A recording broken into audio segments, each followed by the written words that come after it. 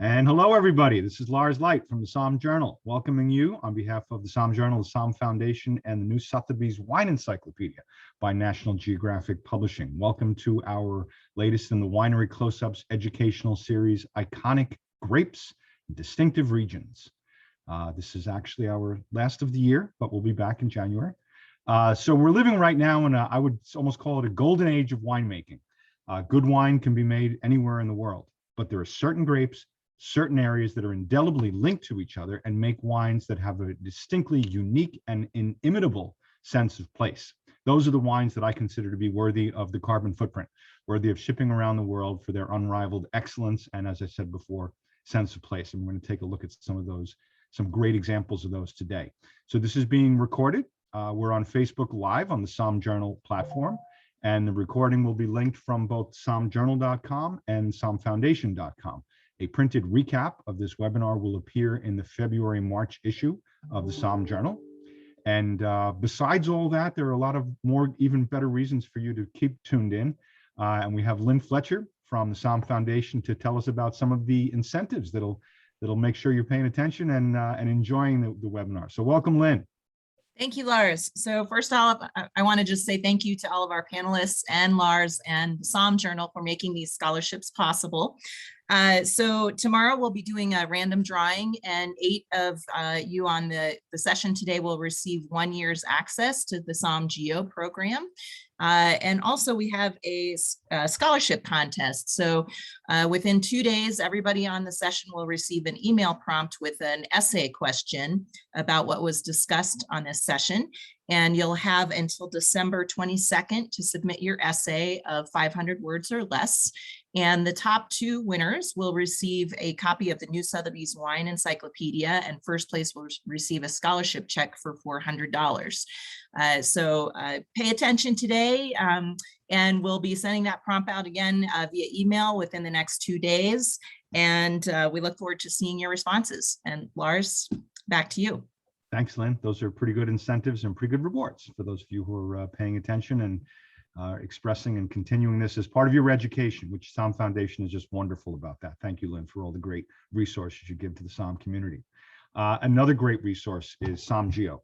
I always like to call it Google Maps meets wine country. I don't know if Greg Wagner is getting sick of hearing that or not, but Greg is the mastermind behind Somm Geo, longtime Somm at the legendary landmark Jimmy's, which is no longer, but Greg made his mark there and started this wonderful Somm Geo program, which is a wonderful resource for all of us and is actually going to be our roadmap for the day. So Greg, why don't you give us an overview of where we're going today? Perfect. Well, thank you so much, Lars. It's great to be here. This was a really fun tour to work on because it really is iconic grapes and of these distinct regions and really grapes that specialize in these certain areas. And Somm Geo, it's what you see today is part of a larger platform that covers in-depth wine theory, tours that cover all the world's notable wine regions, and over 100 really high-resolution printable maps. But we're going to head all around the world. So we're going to start off in the east, and we're going to head towards the west. We're going to have the Valpolicella of Masi. We're going to head over to Piedmont, Italy, Piemonte, at the base of the Alps for Pio Cesare, and then up to the Loire Valley, Bouvet La Dube, and then down to Uruguay, Bodega Garzon, then up through Mexico. We actually have a little something different. We have an agave-based spirit to check out, Mezcal for La Luna, and then Klein Family Cellars in Sonoma County, some old vine Zinfandel. But we're going to start in the Veneto in Italy. Here we are, really great proximity to Lake Garda. And really, when you're looking in the Veneto, you're looking for these lower lying hills that line the Alps. The plains aren't known for their wine culture, but these low lying hills are where all the best wine regions are. And the Veneto is known around the world for a lot of different styles of wine, but really in particular, the wines of Valpolicella, and in particular, the wines of Amarone, are the most important, the most age-worthy. Here we have Corvina, Corvinone, similar but distinct Rondinella and Molinara, the grapes, that are used to fashion that. Now we'll go down to Masi itself, and we'll actually head over as well to some of their vineyards. So Campo Fiorine, really beautiful countryside, beautiful vineyards. And here's the winery, and I'll hand it back to Lars to take it over for more. Awesome. Thank you, Greg. I love the landscape of Valpolicella, and it's wonderful to have with us a producer that is such historic renown and importance, Masi. And here to present Masi is Christina Sazama, who is wine educator for Santa Margarita, USA, the importer of Masi. Welcome, Christina, my friend. Thank you. Thank you. And so, yeah, the two wines we're going to talk about today are actually going to be combining the two styles that Greg just talked about, the fresh Valpolicella and the distinctive Amarone. So let me share my screen, and the two wines we're going to be talking about today are the Campo Fiorine and the Brolo Campo Fiorine. And so the history of the Masi winery goes back to 1772 when the Boscherini family purchased their first vineyard in Valpolicella, and the winery is still in that same family today. They're well known, obviously, for their Amarone, and they first introduced their Amarone back in the 1950s, which is not that long ago, but back then there were only about 8 producers of Amarone. So Masi is certainly one of the heritage wineries of the region. And so the process that makes that Amarone is going to be important to the two wines we're going to talk about today. And that's the Apostamento process, which is really the partial drying of grapes before fermentation. This is part of the terroir expression of the region. But very quickly, let me talk about the grapes, and then we'll get into the process and then the two wineries. And so the main grapes of the region, there is the Corvina. The Corvina brings that red cherry aroma and flavors to the glass. And then the Corvinone, despite sounding similar, it's actually a distinct grape, though Italian law treats them the same way. So to the Corvina, Rondinella is added to the blend, and Rondinella here adds color and adds structure, a bit of the tannic structure. And finally, there's an optional grape that used to be mandatory called Molinara. And it's actually an important grape. Masi still uses Molinara because while it doesn't give a lot of color, it brings a lot of freshness to the wines. It brings a lot of that acidity and lift. So these are the three main grapes of the region. And they can be made conventionally. That would be your fresh Valpolicella, just a nice, easy drinking red blend. Or they can, on the other end of the scale stylistically, is the Amarone, where all of the grapes are partially dried before fermentation. So the wines I'm talking about today are going to combine those two styles. So let me show you what I mean.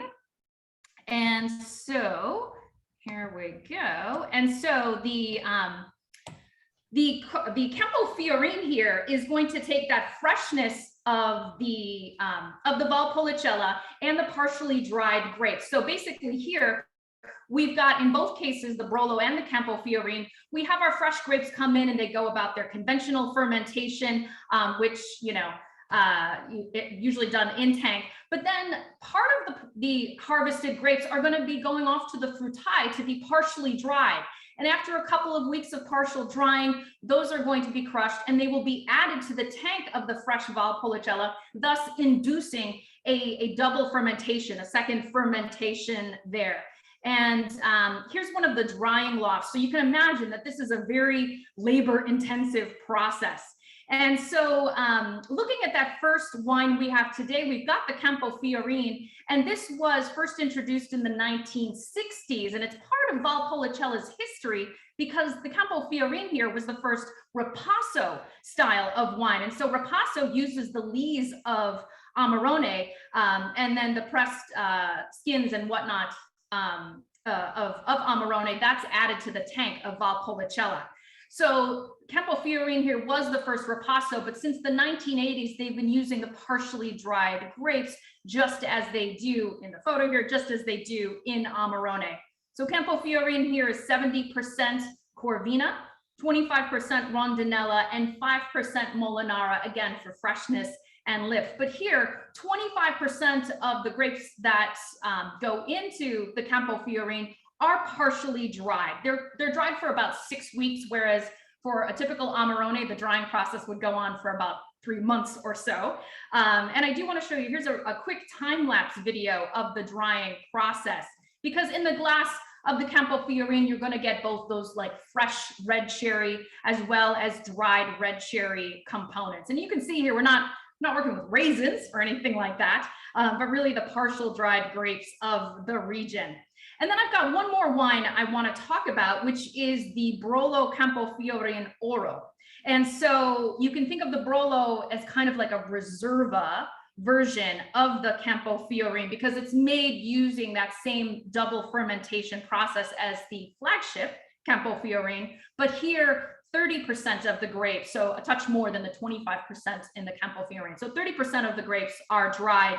And then the blend for the Brolo also introduces a grape that we've not talked about, and that's the Oscillator grape. And so the grape has a long history in the Valpolicella area, but Oscillator was largely abandoned post-phylloxera because the clusters and the berries of this ancient grape are really, really small, like crazy small. And so the grape was nearly extinct, but fortunately, mixed viticulture is also a tradition of this area. And so in the late 1970s, Sandro Boscaini, who's the current president and head of the family who owns Masi, he found some Oscillator in a friend's vineyard and took cuttings, started to propagate the vine. And you can imagine with this, there's a high skin to juice ratio. So the addition of the Oscillator is going to give a little bit more structure to the wine. So this is going to be 80% Corvina, 10% Rondinella, and the final 10% coming from the ancient Oscillator grape. So really, these are both modern wines with an ancient heart, both showcasing the indigenous grapes of the region and delivering the best of the two famous styles of the region, the fresh Valpolicella, and then we've got the integrity of Amarone by the use of those partially dried grapes, and they are delicious. Technical term right there. Indeed they are. Thank you, Christina. Well stated, well said. I always find it fascinating, the whole Apostamento process, and the fact that those particular grapes lend themselves uniquely, more so than Cabernet or Merlot or any other native grape. The native grapes, the Corvina, Corvinone, lend themselves to this process so well, and it's almost magical. So thank you very much. All right, so next up we have another wonderful family. We really have this tremendous panel. I'm pinching myself to just being in the presence of this panel of great producers. And next up we have Cesare Benvenuto, who's a family proprietor of Pio Cesare Winery in Barolo. Cesare, thank you very much for joining us. Benvenuto, as they say, Cesare. And this is, I know, wasn't too long ago that we lost your uncle, Pio Boffa, and it was just a few days ago was his birthday. So I think this is yesterday. Yep, yesterday. So it's a great honor to have you on here in his memory and in your whole family's honor. So Cesare, welcome. Thank you. Cesare Welcome is my name, full name, Cesare Welcome. So I would like to, first of all, to thank you very much for inviting Pio Cesare at this very important tasting, and in this very important, with all these great other producers. So we are very honored. Thank you. Let me introduce who we are. So first of all, I apologize for my English because I haven't had any Nebiolo yet today. So I am Cesare Benvenuto. I represent the 5th generation of Pio Cesare. Pio Cesare was founded in 1881 by Cesare Pio. So Pio Cesare was the name as he used to introduce himself, because a long time ago in our region, they used to introduce themselves first, the family name, so Pio, and then Cesare first name, Cesare as myself. So we are totally obliged to be called, to be named Cesare or Pio in our family. So Cesare, I'm going to interrupt you for 1 minute because I missed a cue, and I wanted to ask Greg to give us an overview on the Samgio of exactly where you are. So I'm going to ask Greg to just help us focus in and tell us exactly where you are, and then we'll let you get on with your presentation, okay? Thank you. Sorry about that. Greg. For sure, I'll take it away. We are in Piemonte, really here at the base of the Alps. here we have over 40 DOC zones and 18 DOCG. So really, really incredible area. Most of those really are centered in this area in the Langhe, where some of the top wine regions are. And specifically for Nebiolo, it's the iconic grape of the region. And, you know, when you're talking these iconic grapes, it's really interesting because, you know, say, okay, maybe you can make an argument for world-class, you know, for world-class Pinot Noir outside of Burgundy, which I think you definitely can. With Nebiolo, though, I mean, you're really talking northwestern Italy, Piemonte specific, but this is really the top region for it. Here we are in Barolo specifically. Pio Cesare, one of the few wineries that really has their cellar still in the heart of Alba. And this wine, we're focusing on a couple top vineyards. Moscone, this vineyard is really well represented by a lot of the top producers, and also Ornato, as you can see on this perfect southwest flank, also between two other top vineyards. So there's definitely something special about that hillside between Bricolino, Ornato, and Filetto. And here we are, great shot of the Moscone vineyard. And with that, I'll hand it right back over. Thank you. And again, Cesare, I'm sorry for interrupting you. You were telling us about your family. No worry at all. So I apologize because the vineyards of our region are very difficult to pronounce. So, but they are so old names of that part of Barolo region, or Barbaresco in the case of Barbaresco, that are really representing the history of our region. I was telling you that Pio Cesare was one of the very first ambassadors of Barolo in the world. We have in our office is a passport that was the number 55 of the Italian Republic. So it was the first, one of the first to bring Barolo, so we are talking about 140, 130 years ago, outside of Italy. So we have some awards on and some diplomas in our tasting room dated back to the late 1800s, early 1900s, from tasting made in Paris, Brussels. So you can imagine how long was a trip to Brussels or to Paris by that time. So no planes, no anything. So it was very difficult to travel, more or less like now. But it was very bright and smart to understand the importance to bring the Barolo name outside of Italy. And step by step, we have been able to reach the production of 400,000 bottles a year. So we like to call ourselves as an artisanal producers. When Pio Cesare started to make wine back to 140 years ago, so 1881, 2021, there were just 4 or 5 producers in our region.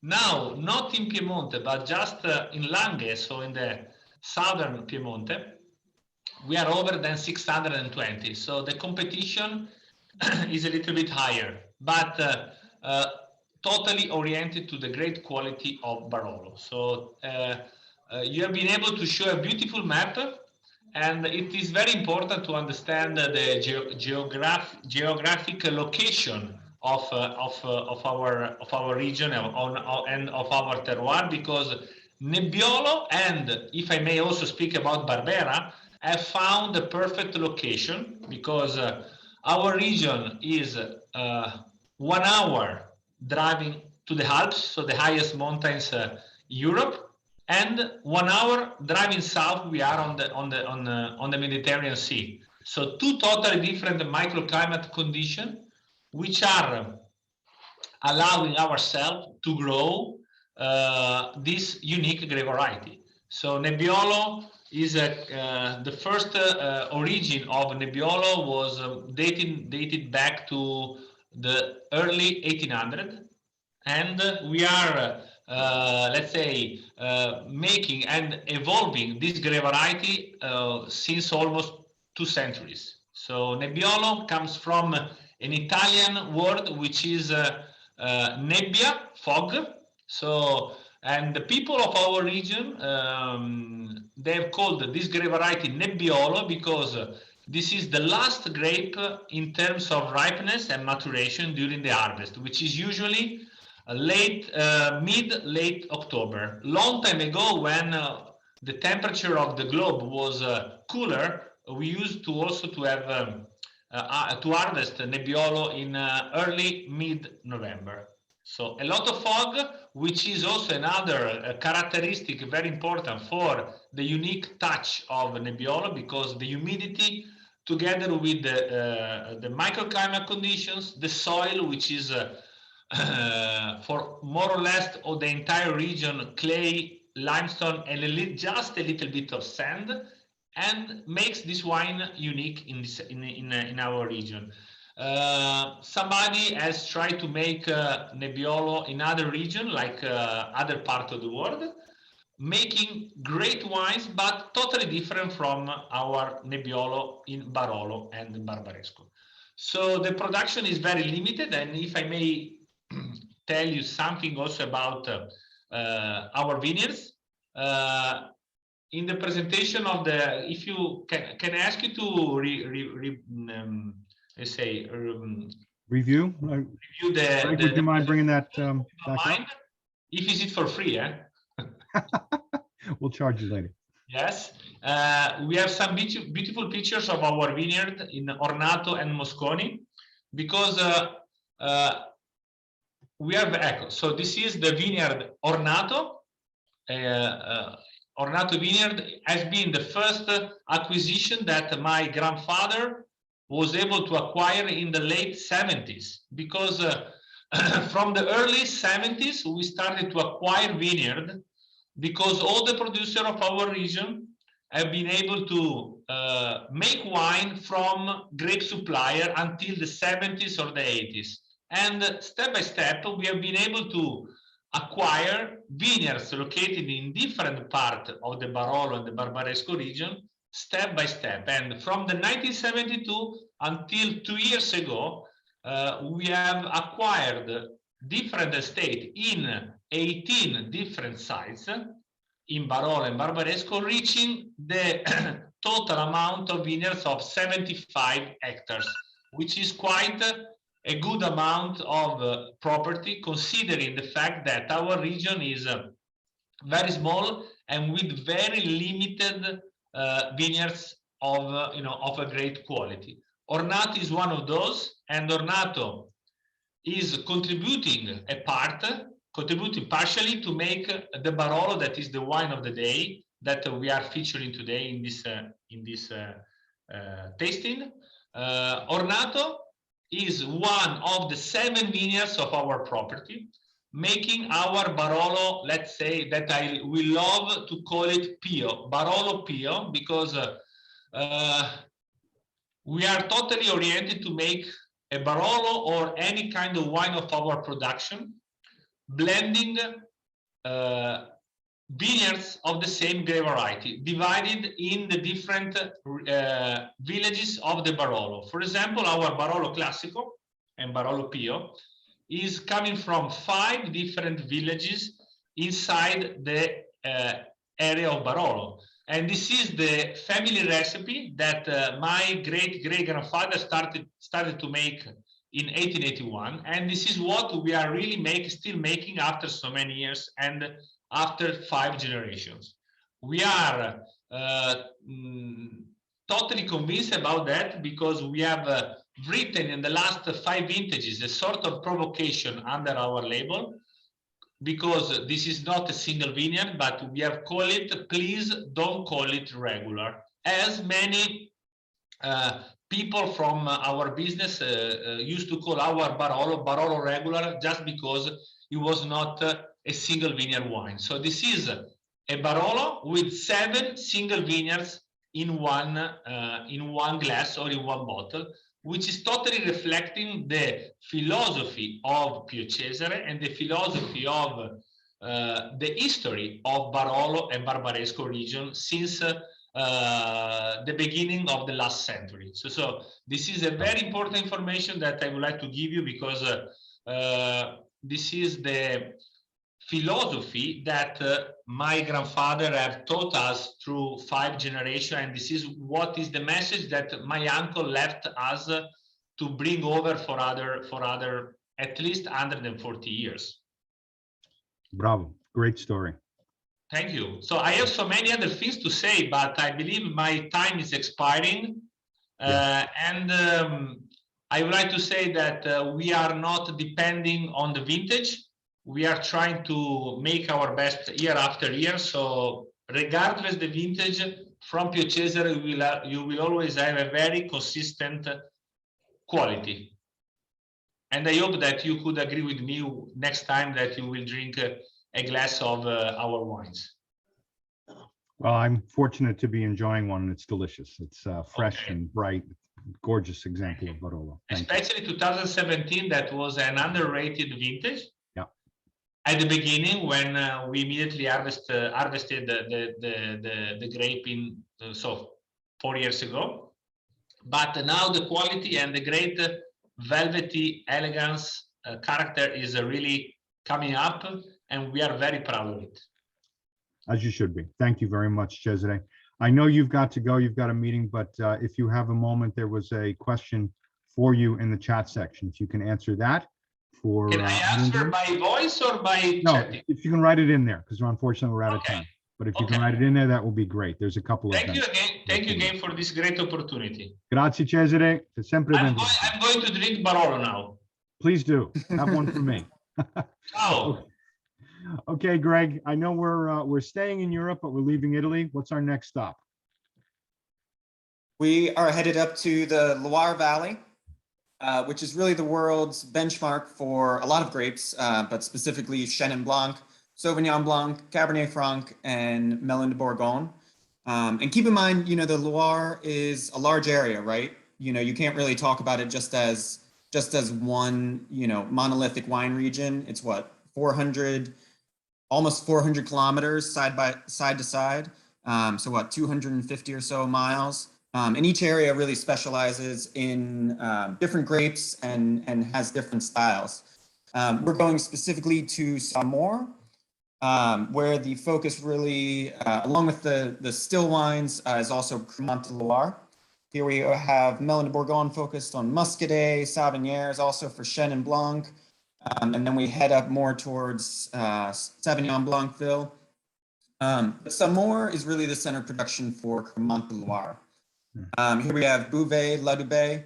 Cremant de Loire, you're thinking, really focuses a lot on Chenin, but Chardonnay is also just so well suited to sparkling wine production that it plays an important role as well. And Cremant de Loire, we're talking, this is the second highest production of any sparkling wine region in France, just right after Champagne. So really incredible wines that always have great freshness to them. I'm a big fan. As am I, and we're very fortunate to have with us today Juliette Momusseau, who is the CEO of Bouvet La Dubé. And Juliette, welcome. It's wonderful to have you here. Thank you. Thank you so much for including Bouvet La Dubé in the presentation tonight. And we are also a family winery, and like Cesare, I'm also fifth generation running Bouvet La Dubé. And let's take a trip on the Loire. Oh, please. So here we are in Saumur. Let's land in front of the castle. We don't need more maps because Greg has landed us in Loire. Here is the castle of Saumur. It really expresses well how the Loire Valley functions, because you can see this hill of limestone, the castle of Saumur on top of it, and this white stone, which has been excavated from underground galleries from this hill of limestone. And the vineyards grow over this hill. And another scenery from Loire, very common from just down here from the winery. A picture, or should I say a painting, of the production of wine here in Saumur, which dates back probably to the 8th century. This painting is more recent, it's from the 16th century, and it's harvesting in front of the castle of Saumur, but we can see it's red grape, it's not Chenin, though Chenin dates back definitely from 11th century. And talking about Bouvet-la-Dubé, our winery was founded in 1851 by that man, Etienne Bouvet, and his wife, Célestine Ladubé. It has a very long history, 170 years this year in 2021. And it's a winery that has been producing sparkling wine. Mostly, we also have a range of still wine, but mostly what we love to do is sparkling wine. And my family Momuso, we are running this house since 1932. And you can see my father here, Patrice, who has been running Bouvet-la-Dubé since the early 70s, and I took over now, but he's still with us. And this morning we just tasted the wine of 2021, and we did our first blending of Creme De Noir this very morning. Just another map, just to show you the length of the Creme De Noir area. And another appellation I want to talk about as well is Saumur Brut, which is located south of Saumur. And Creme De Noir is a more recent appellation since 1975, like Creme de Bourgogne and Creme d'Alsace in France, and Saumur since 1957. You've seen the cellars. This is some vineyard, and talking about this Chenin Blanc grape, Loire is the cradle for Chenin Blanc. Of course, it's mostly cultivated in South Africa, and we love South African Chenin Blanc. In France, it's mostly cultivated in Loire, 10,000 hectares. It's the fourth most cultivated grape in France. And Greg has explained us the variety we have in Loire. It's 32 appellations using this particular grape in Loire, from sparkling, like Creme de Loire we are talking about today, but also to late harvest Chenin. And I can mention some appellations like Savenière, or Vouvray in Touraine, or late harvest Chenin like Coteau du Léon, or Quart de Chaume. Probably the adjective that describes the most well Chenin that is always mentioned is versatile. It adapts. I've tasted Chenin Blanc from India. It adapts to any climate, but mostly it likes cold and mild climate, which is what we have in Loire.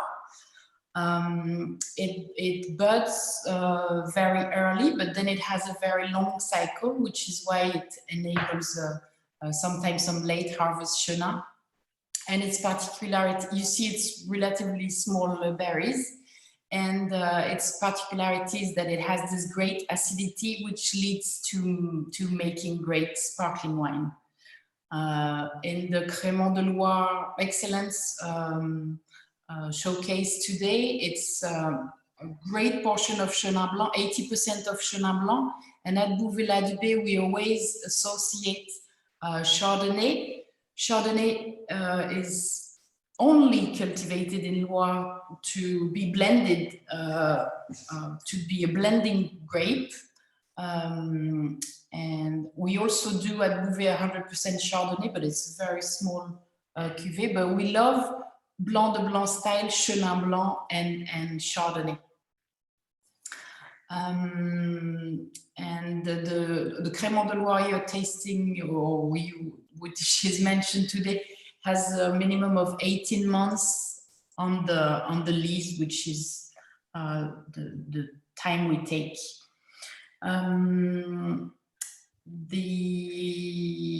The production of Chenin Blanc in Loire is close to 500 hectoliters for all these 32 appellations.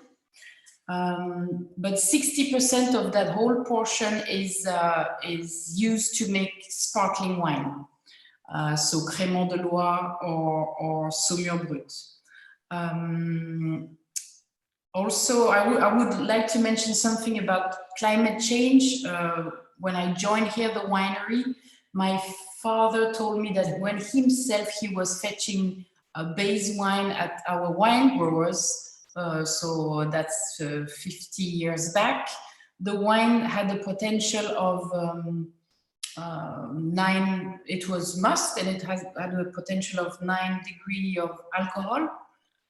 Today, the must we harvested in 2021 is more towards 11.5 or 12%. So that tells a lot about what climate change has done. And in Loire, it's still a very good place for that Chenin Blanc to grow. Also coming back to Creme de Noir appellation, this year we will reach in production all together with all the sparkling wine houses and all the producer 23 million bottles of Creme de Noir, and it's about 130 hectares more almost every year. So it's growing. It's really the future for Loire. Well, the Cremant is delicious, Juliette. It is round and beautiful fruit flavor to it. Very nice. Very, very nice. Great wine for the holidays as well. So thank you very much, Juliette. Thank you. And I'm also going to ask you to take a look under Q&A. There was a question in there from Aga. If you don't mind writing a response to that, that would be wonderful.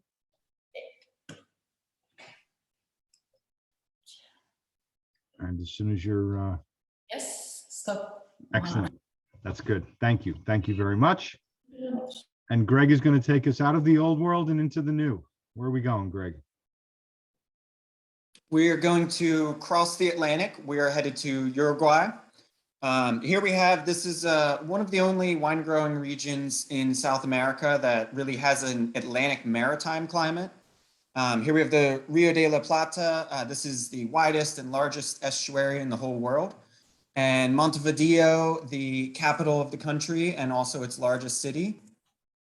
And these are really the primary wine regions for the country. All are heavily influenced by the Atlantic. And you end up with these warm days and cool nights and also plenty of sun, results in slow ripening grapes. And it's really a fascinating area. Every year I taste the wines and they're really just stellar. Not as found as often as you see some other regions, but they're really worth seeking out. Tannat's become kind of the classic grape of the region, and I would say that Uruguay is definitely one of the top regions in the world for it, and really sees a lot of success. Maldonado seeing success with Tannat, but also international varieties grow really, really nicely. Here we have Bodega Garzon, a truly impressive estate. This is really a marvel. And I've had these wines, they're just stunning. I'm a huge fan. And so with that, I'm excited to see more. Great. And I'm a huge fan of Christian Wiley, who is the general manager of Bodega Garzon. Always gives us wonderful presentations. Not to put any pressure on you, Christian, but welcome. Hey, thank you very much. Salud, Greg, appreciate the introduction. Lars, super happy to be back on the show, on the program. Very, very humbled by the other guests, the other presenters. My friend Cesare is outstanding wines from Barolo, and Massi as well as the Loire Valley. I just hope to go to one of those castles soon. All right, I don't have much time, but first of all, let me tell you, there's not much history here. This is a 21st century terroir. It means that it was discovered or experimented on as of 2008 was actually the first vines planted. And let me share with you a little PowerPoint that we put together, because an image speaks more than 1,000 words, right? Oh, yeah. Oh, yeah. Am I sharing or not just yet? Not yet. Not yet. Coming. Okay. Sorry about that. Now, here we go. Okay, so welcome to Bodega Garzon. Greg showed you where we are. I'd just like to highlight that we are only 10 miles from the ocean, due south to the Atlantic Ocean. Very cool climate, straight lined to Antarctica, really. And it's very important because of the cool climate as well as for the wind that provides very, very good breezes normally every day. So good, good growing conditions. We are on latitude 34.5 south, which equates to the premium wine belt of the Southern Hemisphere, same latitude as Apalta in Chile or the Barrasso Valley in Australia. Bodega Garzon is a vision and long-term commitment of Mr. Bulgeroni. Don Alejandro and his wife Bettina have been investing here in Garzon for the last 20 years.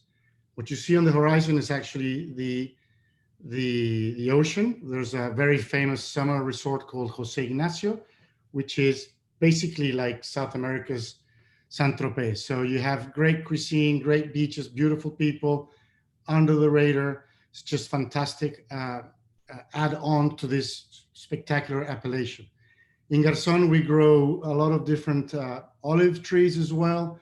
We make spectacular extra virgin olive oil, and the wine is a result of the vision and the consultancy of Alberto Antonini, who was given the task to scout the area and start this project.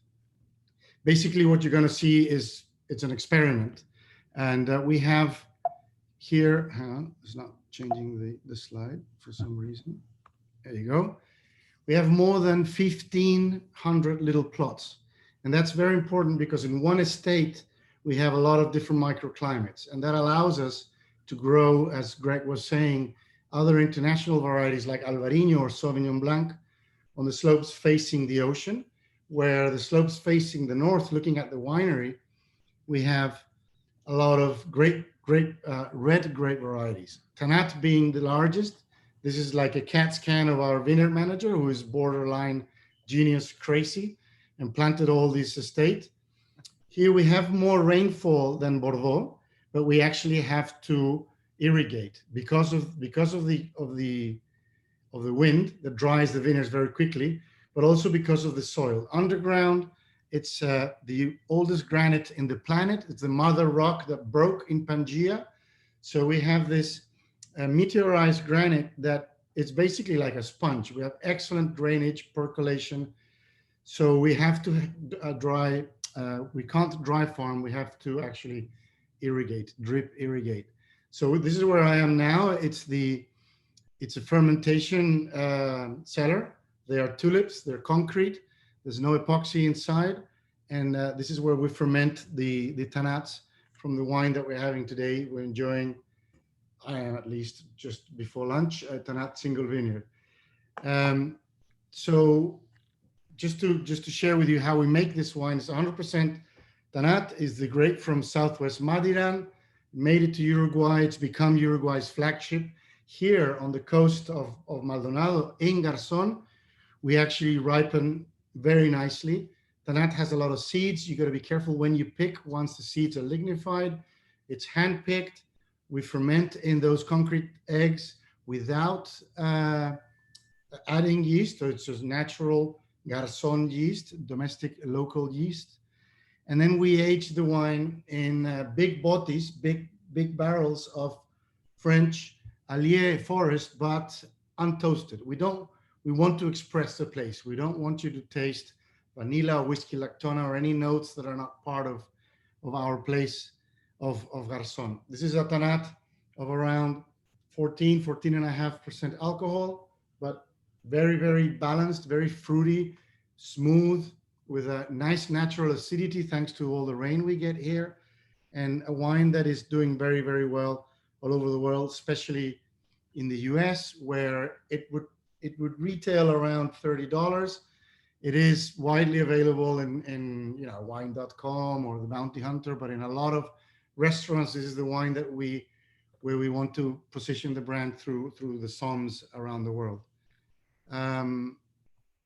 I believe that would be, hang on, I'm trying to stop sharing. That would be my close to 6 or 7 minutes of fame. I want to thank you so much for helping us, get the word out about Uruguay and Garzon, and of course, Tanat, the healthiest grape out there, 2.4 times more resveratrol than a cab. So long life for those who drink tonight. Amen to that. Very well said. Very well done. Thank you, Christian. Always a pleasure. The wine is beautiful. It's got beautiful balance and elegance. They're just very well done. I know Tannat sometimes has a reputation of being a tannic monster, but this is just gorgeously balanced. And because of all the Psalms, Uruguay is the highest per capita consumption of beef. And our production of grass-fed beef is absolutely spectacular with Tannat. The tight tannins, the grain cuts through the fat. Beautiful pairing. Thank you very much. Thank you. Thank you, Christian. And thanks for joining us from the tulip farm there. All right, Greg, what's our next stop in the New World? We are headed to Mexico, actually, to check out Mezcal. So here we have, when you look at these are a lot of the regions that of Mexico that you can make mezcal in. Jalisco, just right here. This is the center for tequila production. Here's coming from Michoacan, which is also one of the areas you can make tequila. But Mexico has a history of producing agave-based spirits going back at least 500 years, definitely by the time of the Spanish arrival. But there's some evidence that it could even be before that. It's been used in textiles, food, fermented into raicilla, many other uses throughout the years.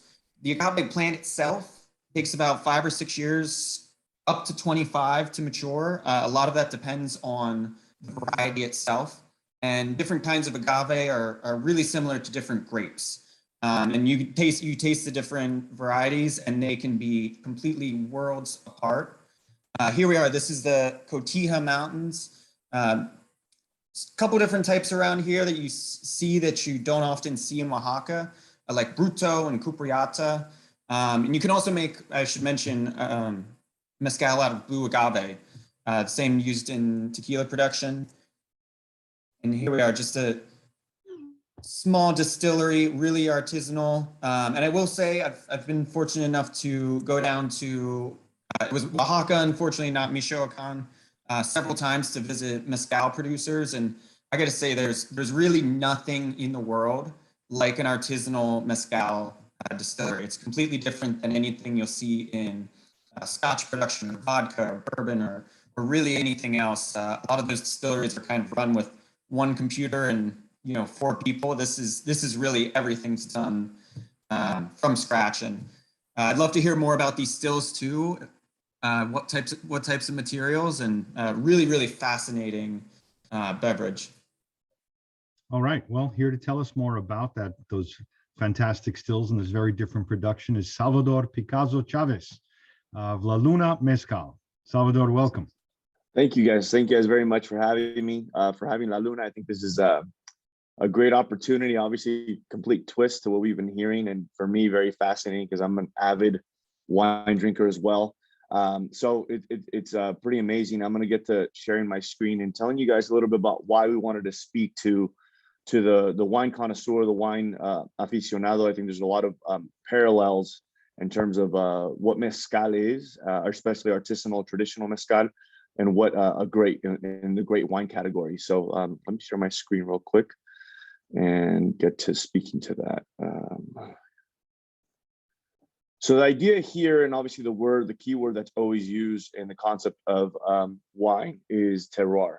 And with mezcal, we felt that conversation was very relevant. We've dedicated our, for lack of a better term, marketing to trying to build those parallels for people. This shot actually that you see here is actually in a vineyard in Querétaro, Mexico. So pretty close drive for us in Michoacan. We went there with the intention of recording a video within vineyards, demonstrating the similarities between what wine is and what mezcal is, what single varietal is, what ensembles or blends are, etc. So my plan is to do the same thing for you guys today. One of the biggest differences up front, and Greg did a great job speaking to this, and a great intro actually, Greg, to what I'm going to speak to. The first big difference is the raw material. Obviously in the world of wine, we're talking about grapes. In the world of mezcal, we're talking about agave. Agave is a very unique species of raw material for us and for the world. It is something that requires heat or cooking to break down its sugars to be simple sugars, fermentable sugars. And this is something that today in an industrial setting might be done in autoclaves or even worse, diffusers, or potentially traditional brick ovens in the world of some traditional or smaller batch tequilas. We use traditional methods for La Luna Mezcal. I always like telling people that we produce La Luna Mezcal in 2021 as it was been produced 500 years ago. It's the same exact setting and intention. This is another vision of the setting. Greg's is much better, but giving you reference to the fact that we're a coastal state. So a lot of times, the fact that we are a coastal state has some influence in our expressions. A lot of times people would reference that we have a lot of salinity or that kind of salty quality to what they're sipping on with our mezcal. Speaking to this area of the mountainous region of Cotija, that's where we're from. So my story and the story of La Luna is pretty particular because we're an immigrant family from Michoacan.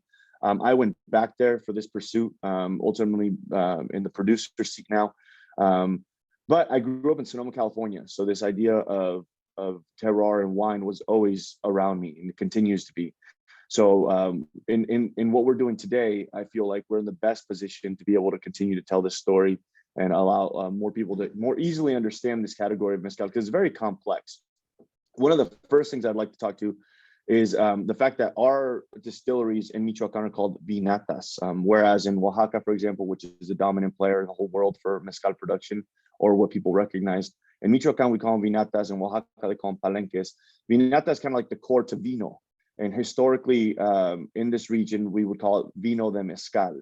But mezcal was not the reference of the plant, the liquid itself. It was of the plant. So if you go to our part of Michoacan, in a neighboring state of Jalisco, a lot of people would reference, oh, yo tengo mezcal, and when they say that, they're not saying I have liquid, they're saying I have agave. So agave is synonymous with mezcal, mezcal synonymous with maguey. So those three words can mean the same exact thing if you just switch them out: mezcal, agave, maguey. So this concept of vino de mezcal meant it was a wine made of this plant. So this is the word wine has a historic reference with us as well.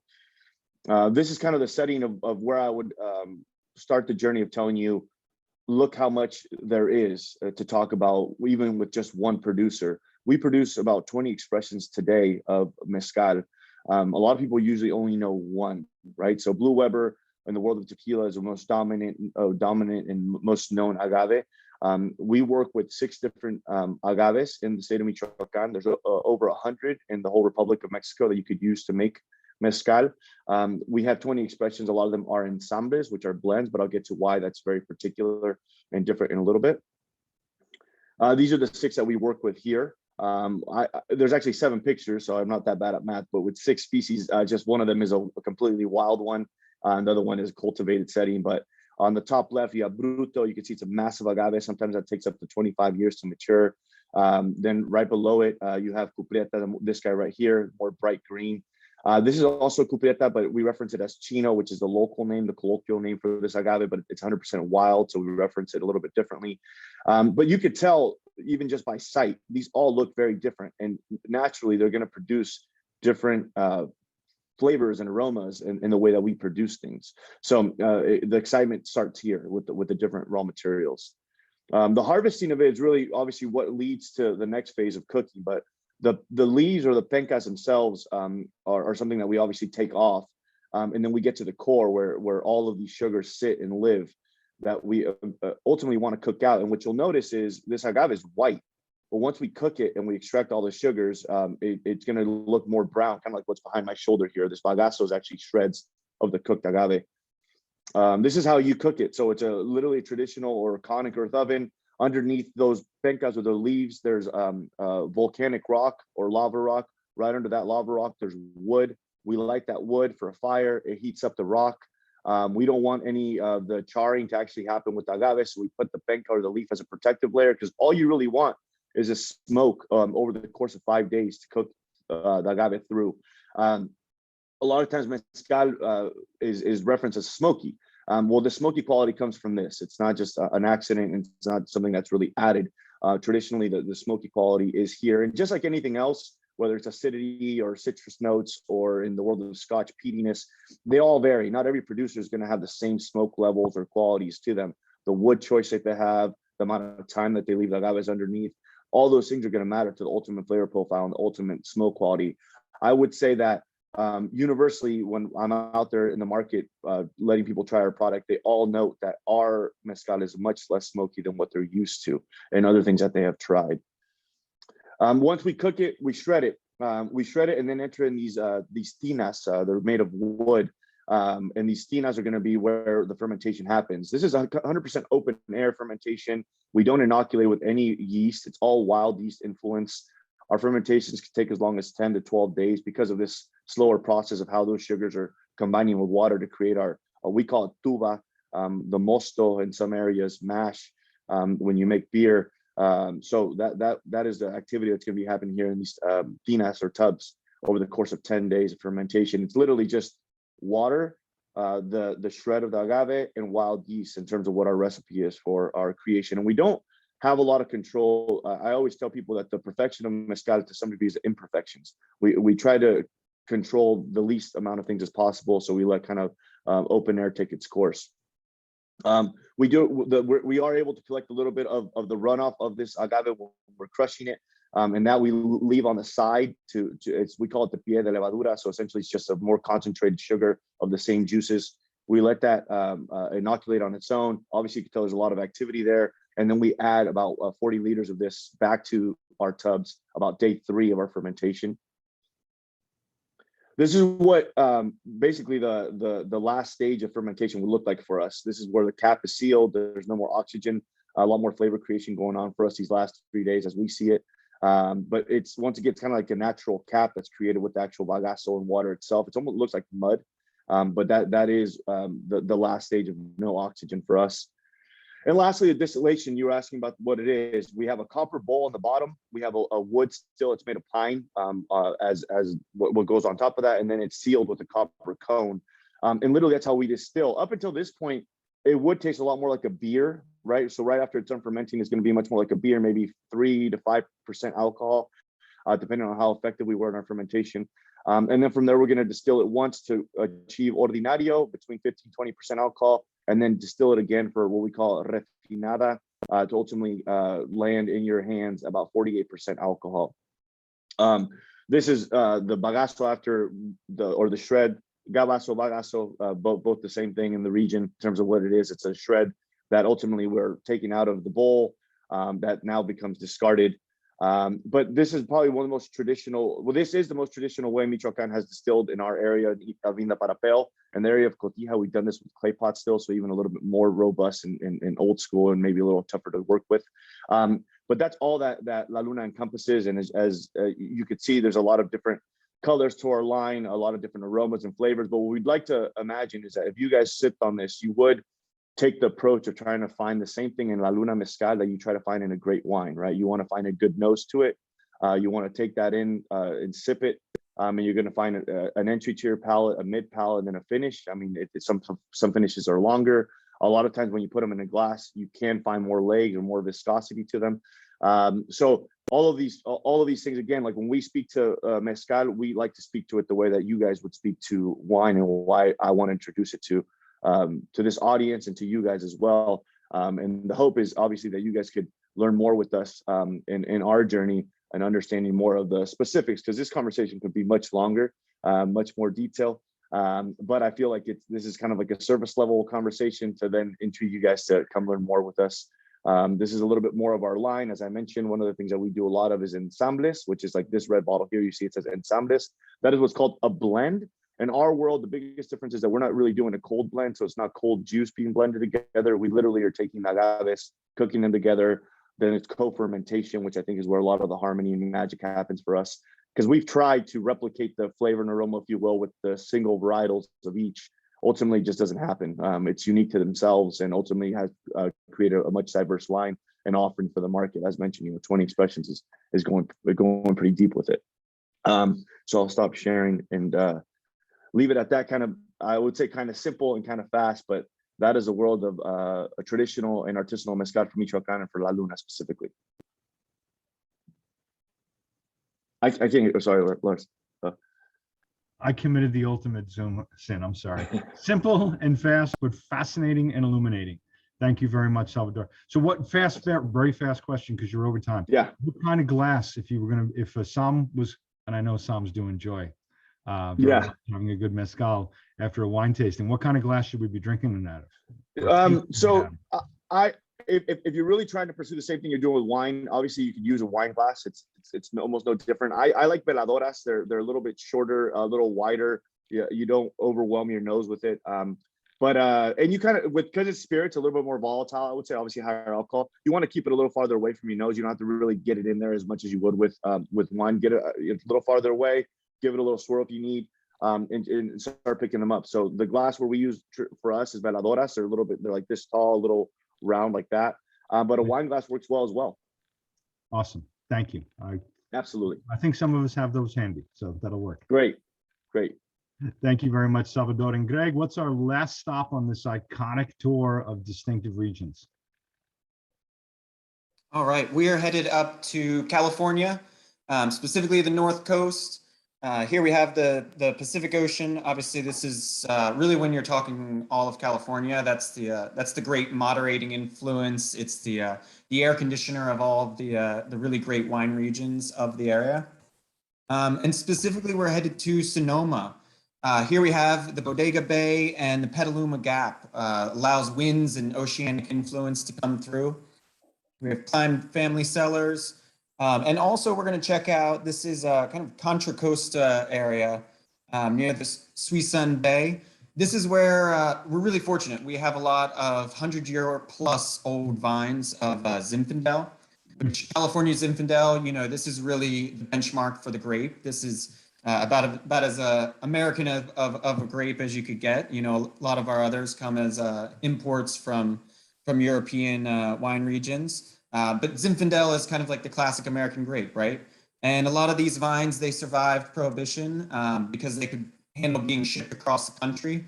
Basically, you could get the little packets of must, and heaven forbid you'd ferment them into wine. But luckily for us, that's how we end up with all these 100-plus-year-old vines of Zinfandel, which are definitely a treasure.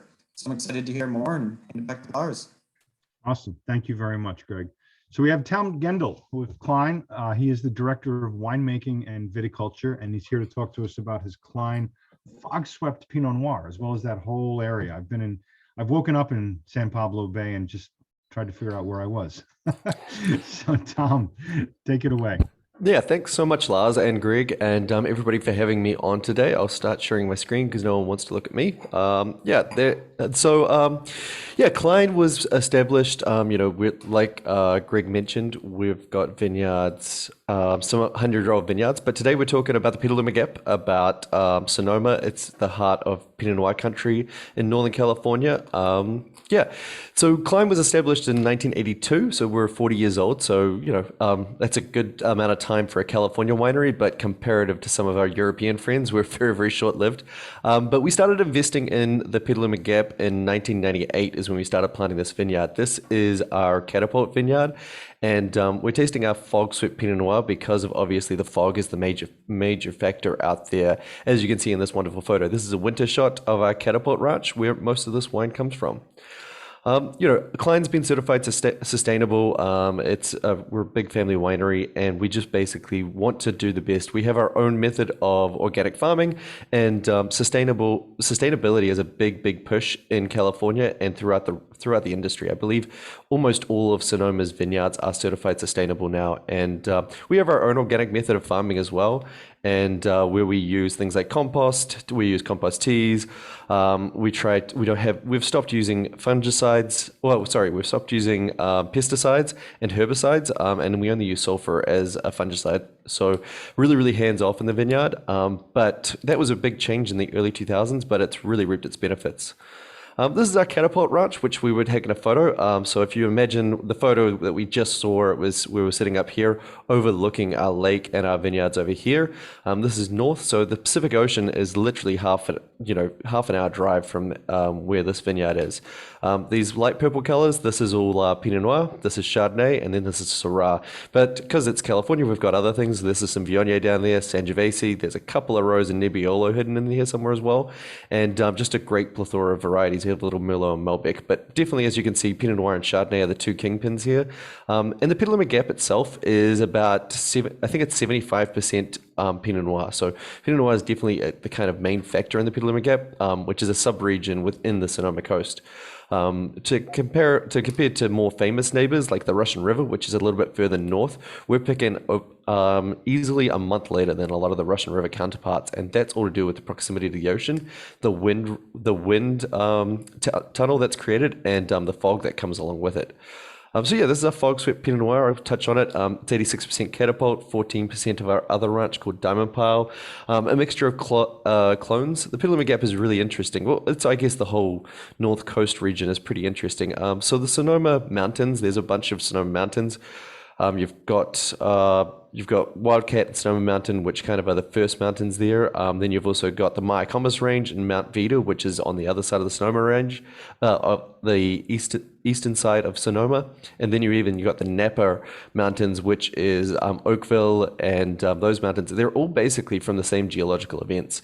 They're all actually called technically the Sonoma series soils. They're heavy clays on top, but fairly shallow, and then they go into straight basically volcanic ash, rhyolite being the main rock in there. And so you've got these three mountain ranges, and we're the furthest west, so the closest proximity to the Pacific Ocean. So we get lots of fog and lots of wind. The Pinot Noir Gap is known, it's the only AVA in the world that is distinguished by its wind pattern. The winds on average are about 10 miles per hour. They're reasonably strong, and you've got low-lying hills out at Bodega Bay, which is just north of San Francisco. These low-lying hills, which basically it's to the south of the Russian River, and then further to the south you've got Mount Tam, which basically leads you into the Golden Gate Bridge.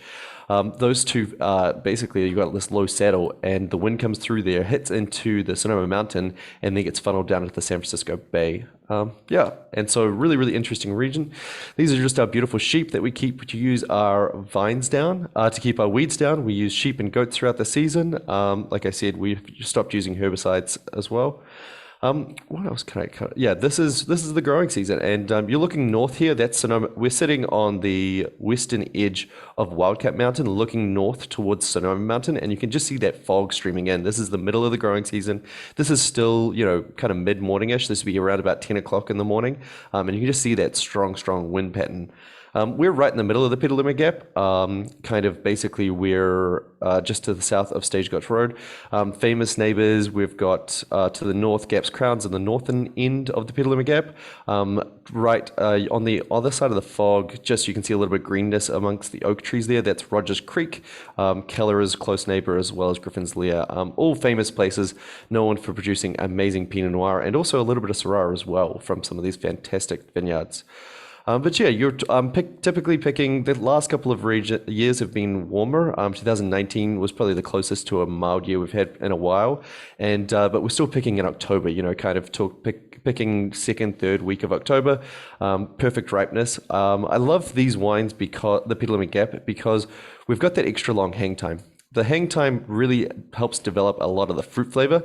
So you get amazing ripe berry fruits, but with the extra long hang time, with the fog and the wind, you're getting thicker skins, you're getting smaller berries, and you're getting more development of flavor. So you get all this wonderful earthy characteristics. I get a lot of forest floor and mushroom in the wines. You get all the detail that great Pinot Noir can have, versus just kind of overt fruit. So you've got the best of both worlds. The acidity hangs in there really nicely as well. And so, even though we're picking in October, you're still picking at 23.5 to 24.5 bricks, making these gorgeous, delicious, smooth fruited wines. And then obviously a lot of open top fermenting for these wines, usually around about 2 weeks on skins. We then go into French oak, mostly medium long, medium plus toasts, just to add some of those spice qualities back to it as well, but not being over the top at all. I think this wine's around about 40% new French oak. Definitely the fruit can handle it. Typically, crops at the Catapult Ranch. This is overlooking a couple of my favorite blocks. We've got B3 and B4 here, and then also C1. We've got beautiful, nice red fruits, and just really delicious, smooth drinking wines. with us being organic, our own form of organic farming, and being sustainable, we have a lot of biodiversity as well. I love the hawks, and I just love being out in the vineyards and seeing just, how happy and healthy everything is out there. And just, it's so much fun growing Pinot Noir. It's so many different expressions. This Fog Swept is a new product for us. Like I said, the clients invested in Pinot Noir in 1998, and it's really starting to pay dividends 20 years later when these vines are at full maturity and producing astounding fruit. Yeah, and once again, that's looking to Mount Tam over the foggy landscape. This is early-ish morning, 8 or 9, and you can just see how that fog billows through there. We're overlooking the Syrah and Pinot blocks out there. Can't even see the pond or the lake. No, I think that covers it. Thanks, and we'd love to see you all out in Sonoma sometime soon, where we can do that again, and have everybody for a visit. I would love that. Like I said, I've woken up in that fog, and it's quite dramatic. But thank you, Tom. That was awesome. We appreciate it. I think I don't get to hear people say it's fun making. I don't get to hear winemakers say it's fun making Pinot Noir very often. Usually they blame their gray hair or lack of hair on Pinot Noir. But it definitely, it doesn't really, it's not very nice for screwing up. It really shows any flaws or any mistakes you make out in there. So, but working with great grapes and having a great team in the winery, you can have a lot of fun making Pinot. Yeah, it's my favorite wine to drink. So yeah, cheers. Excellent. Well, I'm glad you're one with the variety, and the wine is delicious. So thank you. It's beautiful, round fruit. It's absolutely gorgeous. So thank you, Tom, and thank you to each of our brilliant panelists for this wonderful educational opportunity. There was some good feedback in the chat as well as the Q&A section if you get a chance to catch up on that. And I want to remind everybody to get your essays in. Lynn, you want to give us a fast reminder about the deadlines that everybody's facing for that? Yes, thank you, Lars. So we'll be sending out an email to all of you by Thursday night. If you don't receive it, you're welcome to email me at info@somfoundation.com. Also check your spam filter, but you'll receive the prompt by then. You'll need to submit your essay to us by midnight on December 22nd, and we'll have the winners announced by the 30th of December. And just let me know if you have any questions. Thanks, Lars. Awesome. Thank you, Lynn. And thank you, Greg, for driving the virtual bus around the world for us. It was awesome. Love the program. And so just a reminder to everybody that this has been recorded on Facebook Live on the Somm Journal platform. You're going to be able to find the recording on sommjournal.com as well as sommfoundation.com, and the printed recap will be printed in the February-March issue of the Somm Journal. So once again, thank you all on behalf of the Somm Journal, Somm Foundation, and please join us January 20th when we take a look at a cross-section of Western Europe. That's our next webinar, our first of the year. This was the last of the year, so wishing everybody happy holidays and a wonderful new year. Thank you again. Ciao. Cheers. Gracias. Salud. Thank you. Cheers. Thank you. Happy holidays. Merry Christmas. Cheers. Cheers.